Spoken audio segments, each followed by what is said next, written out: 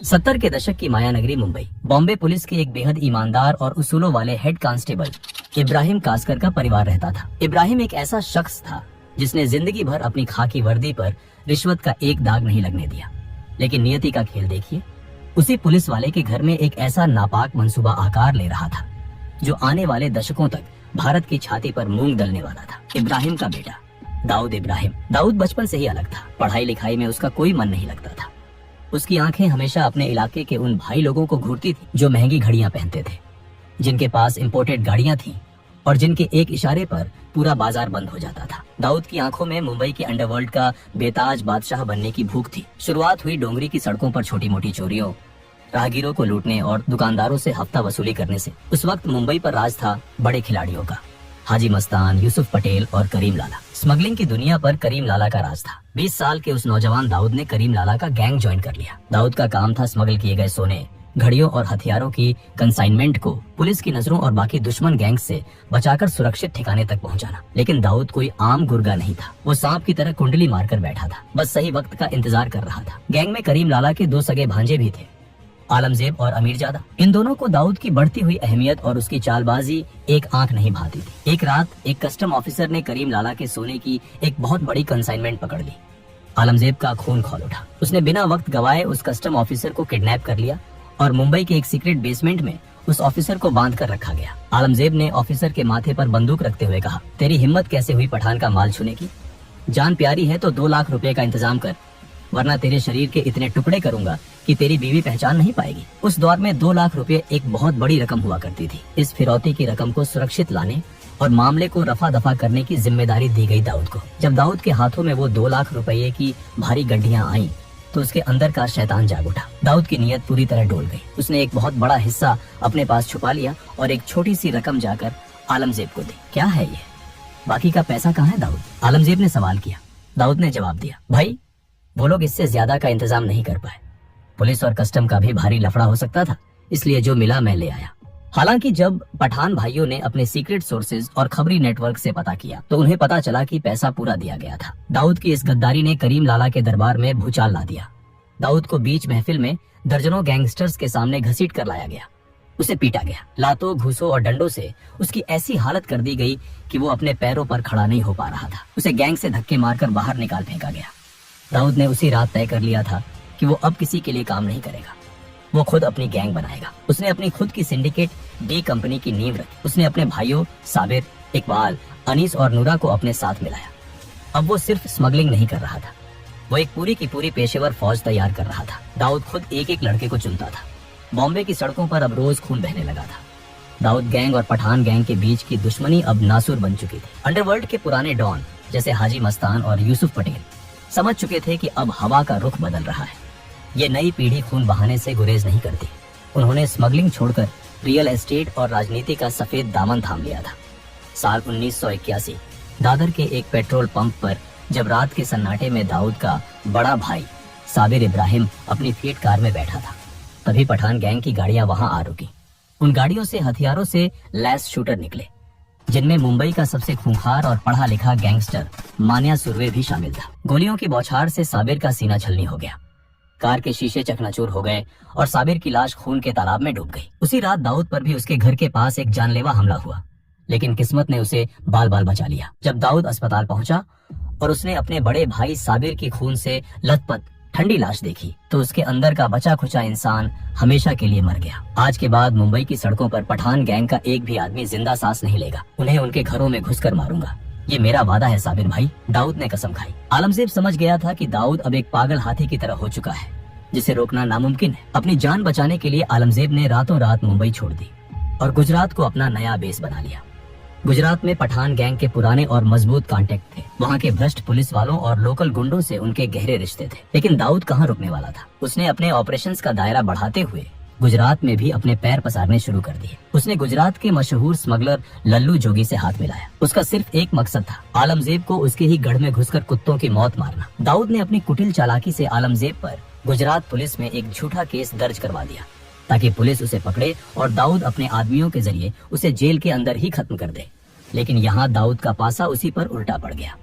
1983 में गुजरात पुलिस ने एक सीक्रेट और सटीक सूचना के आधार पर छापेमारी की और दाऊद को लल्लू जोगी के साथ अवैध हथियारों के साथ रंगे हाथों पकड़ लिया। उसे कोफेपोसा कानून के तहत गिरफ्तार कर जेल में डाल दिया गया। ये खबर मिलते ही आलमजेब ने तुरंत दाऊद के गुर्गों पर ताबड़तोड़ हमले शुरू कर दिए। दाऊद के 2 सबसे खास आदमियों को बीच सड़क पर गोलियों से भून दिया गया। दाऊद को जेल की सलाखों के पीछे ये एहसास हो गया कि गुजरात में आलमजेब को मारना मुश्किल है। जैसे ही वो बेल पर छूटा, उसने तुरंत वापस मुंबई का रुख किया। अब दाऊद एक मौके की तलाश में था और वो मौका उसे मिला 6 सितंबर 1983 को। आलमजेब का भाई अमीरजादा को एक पुराने आपराधिक केस के सिलसिले में मुंबई के सेशन कोर्ट में पेश होना था। दाऊद जानता था कि ये काम कोई आम जाना पहचाना शूटर नहीं कर सकता, क्योंकि पुलिस हर चेहरे को जानती थी। इसके लिए उसने अंडरवर्ल्ड के उभरते सितारे बड़ा राजन की मदद ली। राजन ने एक दुबले पतले बेहद कम उम्र के लड़के डेविड परदेसी को चुना। डेविड दिखने में किसी कॉलेज जाने वाले सीधे सादे लड़के जैसा था। कोर्ट रूम खचाखच भरा हुआ था, भारी पुलिस बंदोबस्त था। जज अपनी कुर्सी पर बैठे थे और अमीरजादा कटघरे में खड़ा था। तभी भीड़ के बीच से डेविड परदेसी धीरे धीरे बिना किसी घबराहट के कटघरे के करीब पहुंचा। उसकी उम्र और मासूम चेहरे को देखकर किसी भी पुलिस वाले ने उसे रोकने या चेक करने की कोशिश नहीं की। अमीरजादा, दाऊद भाई ने अपना आखिरी सलाम भेजा है। डेविड ने अपनी पैंट के अंदर से रिवॉल्वर निकाली और पलक झपकते ही जज के सामने भरे कोर्ट रूम में अमीरजादा के सीने में दनादन गोलियां उतार दी। कोर्ट रूम में चीख पुकार और भगदड़ मच गई। अमीरजादा वहीं ढेर हो गया।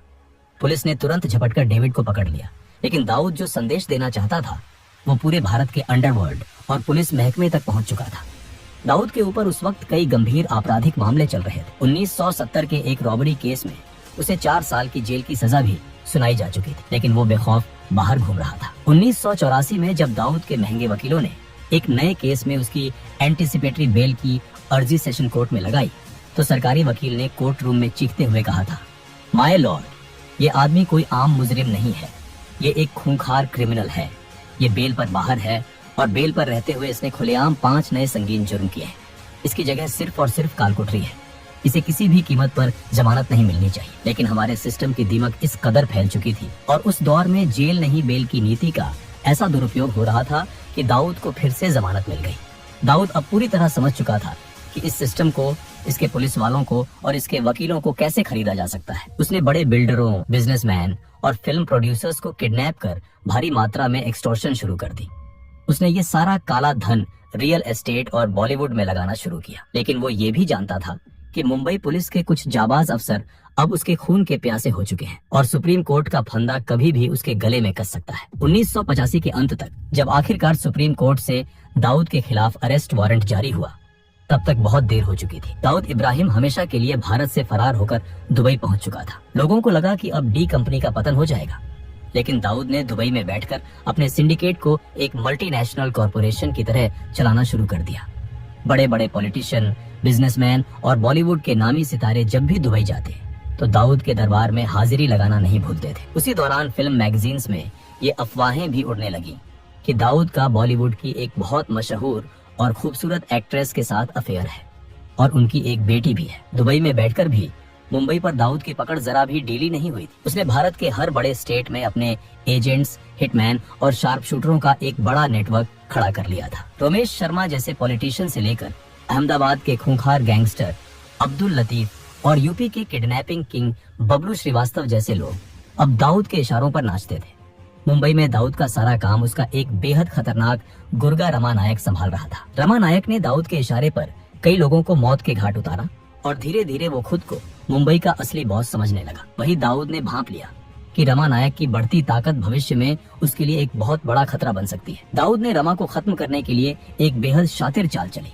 रमा नायक का एक राइट हैंड था, बाबू रेशम। दाऊद ने पुलिस के अपने घूसखोर सूत्रों का इस्तेमाल करके पहले बाबू रेशम को पुलिस लॉकअप में बंद करवाया और फिर दाऊद ने अपने दूसरे वफादार गुर्गों को भारी पैसा देकर पुलिस लॉकअप के अंदर ही बाबू रेशम का बेरहमी से कत्ल करवा दिया। इसके तुरंत बाद दाऊद ने दुबई से रमा नायक को फोन किया। रमा, बाबू को महेश ढोलकिया ने पुलिस से मिलकर मरवाया है, उसे छोड़ना मत। महेश ढोलकिया एक बड़ा होटलियर था। रमा नायक, जो अपने साथी की मौत से बदले की आग में अंधा हो चुका था, उसने बिना कुछ सोचे समझे अपने साथी अरुण गवली के साथ मिलकर महेश ढोलकिया को दिन दहाड़े मौत के घाट उतार दिया। लेकिन कुछ समय बाद जब रमा को अंडरवर्ल्ड के सूत्रों से सच्चाई पता चली कि महेश ढोलकिया बेकसूर था और बाबू रेशम की हत्या की पूरी साजिश दाऊद इब्राहिम ने ही रची थी, तो वो भड़क उठा। रमा नायक ने बगावत कर दी। उसने दाऊद के उन बिल्डरों और व्यापारियों को पकड़ पकड़ कर लूटना और पीटना शुरू कर दिया जो डी कंपनी को प्रोटेक्शन मनी देते थे। अब से दाऊद को एक पाई का हफ्ता नहीं जाएगा। दुबई में बैठा वो भगोड़ा अब मुंबई का बॉस नहीं है, मुंबई का बाप अब मैं हूँ, रमा ने खुलेआम ऐलान कर दिया। रमा नायक की मौत के बाद उसके गैंग और दगड़ी चौल की कमान उसके सबसे वफादार और खूंखार साथी अरुण गवली के हाथों में आ गई। गवली जानता था कि उसके गुरु को दाऊद ने ही चालाकी से मरवाया है। अब मुंबई की सड़कों पर डी कंपनी और गवली गैंग के बीच एक ऐसा खूनी खेल शुरू हुआ जिसने पूरे शहर को दहला कर रख दिया। गवली ने सबसे पहले दाऊद के मुंबई के ऑपरेशन संभालने वाले मैनेजर सतीश राजन को मरवा दिया। ये दाऊद के लिए एक बहुत बड़ा झटका था। बौखलाए हुए दाऊद ने गवली के खास आदमी अशोक जोशी और उसके पूरे गैंग को एक साथ खत्म करवा दिया। अरुण गवली ने अब दगड़ी चौल को एक किले में तब्दील कर दिया और अपनी फौज खड़ी करनी शुरू कर दी। उसने बेरोजगार और भटके हुए युवाओं को भारी पैसा देकर अपने गैंग में शामिल किया। उसने दगड़ी चौल के अंदर ही साउंड प्रूफ शूटिंग रेंज बनवाई जहां इन लड़कों को AK-47 स्टीन गन और आधुनिक हथियारों को चलाने की कड़ी मिलिट्री जैसी ट्रेनिंग दी जाने लगी। गवली ने दाऊद के मैनेजर महेश चौड़िया को किडनैप किया और उसे बेरहमी से मार डाला। दाऊद ने पलटवार करते हुए गवली के सगे भाई किशोर गवली की हत्या अपने हिटमैन महेश कुलकर्णी से करवा दी। 1992 में अरुण गवली के खतरनाक शूटर शैलेश हल्दनकर ने दाऊद के जीजा इस्माइल पार्कर का कत्ल कर दिया। दाऊद के लिए ये उसके घर, उसके परिवार पर सीधा हमला था। उसकी बहन विधवा हो गई थी। दुबई में बैठे दाऊद ने अपने सबसे खास और जांबाज शूटरों को ऑर्डर दिया, मुझे हल्दनकर मुर्दा चाहिए, चाहे वो कहीं भी छुपा हो। शैलेश हल्दनकर उस वक्त एक पुराने हमले में घायल होने के कारण मुंबई के JJ हॉस्पिटल में भारी पुलिस सुरक्षा के बीच भर्ती था। दाऊद के शूटर, जिनमें सुभाष सिंह ठाकुर और सुनील सावंत शामिल थे, AK-47 लेकर सीधे अस्पताल में घुसे। उन्होंने वार्ड में घुसते ही अंधाधुंध गोलियां बरसानी शुरू कर दी। 400 से ज्यादा गोलियां चली। मरीज और डॉक्टर जान बचाने के लिए पलंगों के नीचे छुप गए थे। हल्दनकर को वहीं बिस्तर पर छलनी कर दिया गया और 2 हवलदार भी शहीद हुए। अरुण गवली भी पीछे हटने वाला नहीं था। उसने दाऊद के करीबी राजनीतिक मददगार मौलाना बुखारी की हत्या करवा दी, जो दाऊद के लड़कों को पुलिस से बचाता था। दोनों तरफ से रोज लाशें गिर रही थी। खुफिया एजेंसियां हैरान थीं कि कैसे एक अनपढ़ आदमी जो अंग्रेजी का एक वाक्य ठीक से नहीं बोल सकता, दुबई में बैठकर 5000 से ज्यादा गैंगस्टरों की एक फौज को एक मल्टीनेशनल कंपनी के CEO की तरह चला रहा है। दाऊद अपने दुश्मनों और गद्दारों के लिए एक क्रूर तानाशाह था जो छोटी सी गलती पर भी मौत की सजा देता था, लेकिन अपने वफादार गुर्गों के लिए वो एक दरिया दिल मसीहा था। अगर किसी गुर्गे को गोली लगती या वो जेल जाता तो दाऊद पानी की तरह पैसा बहाता। वो उनके परिवारों का पूरा खर्च उठाता, उनकी बीमारियों का इलाज करवाता। 1992 के बाबरी मस्जिद डेमोलिशन के बाद भारत के हालात बदल गए।